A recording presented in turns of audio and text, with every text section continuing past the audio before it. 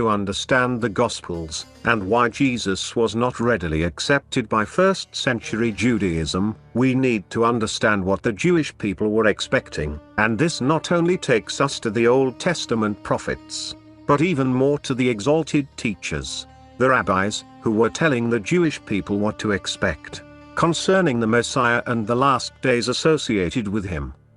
For a glimpse into first-century Jewish culture, we are fortunate to have the writings of a 19th-century rabbinic scholar who became a follower of Jesus, Alfred Edersheim. The rabbis divided world history into 3 ages or eras. Primitive, Adam to Moses. Under the law, from Moses to Messiah.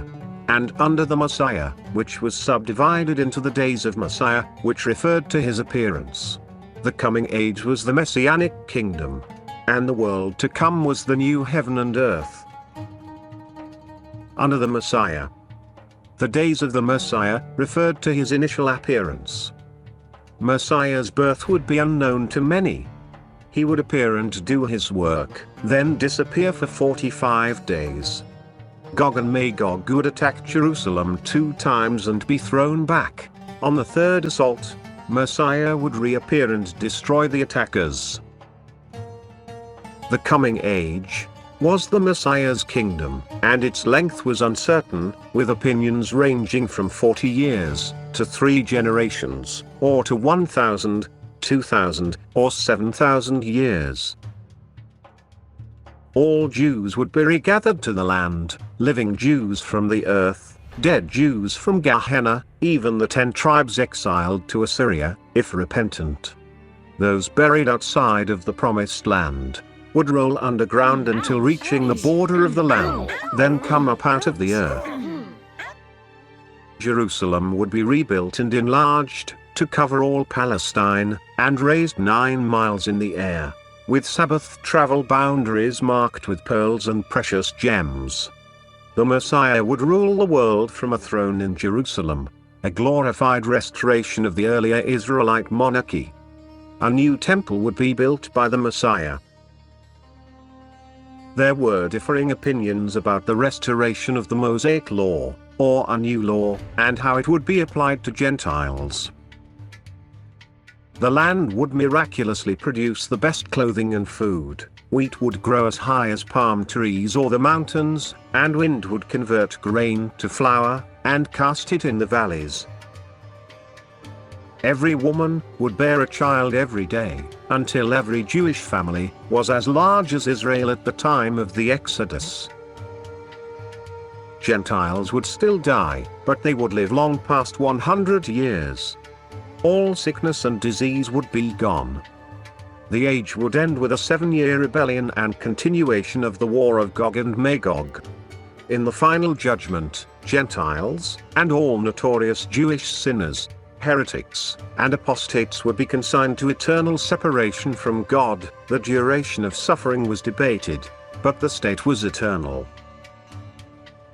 The world to come was the new heaven and earth, filled with materialistic pleasures.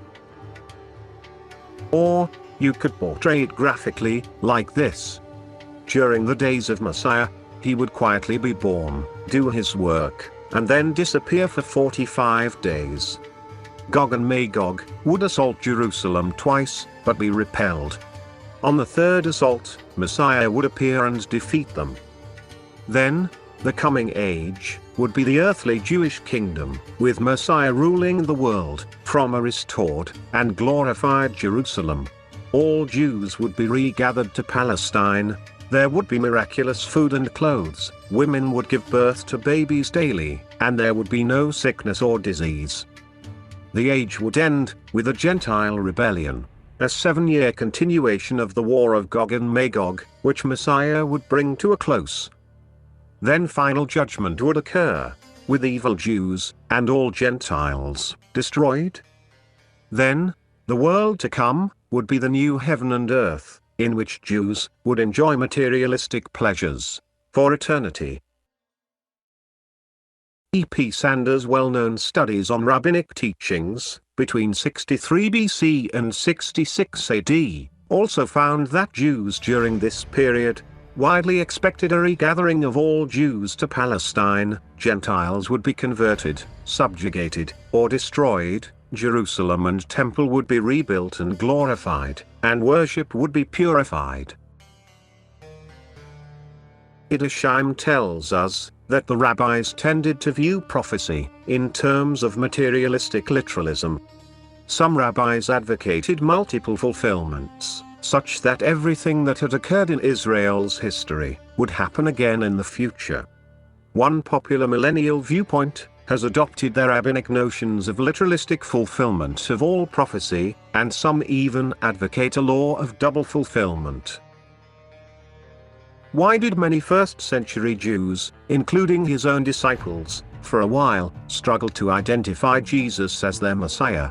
Because, as Edersheim explains, what God foretold through the prophets, and what Jesus said and did, were vastly different from the concepts and scenario imagined by the rabbis and taught to the people. Jesus fundamentally separated himself from all of the ideas of his time, and was not the Messiah of popular Jewish conception.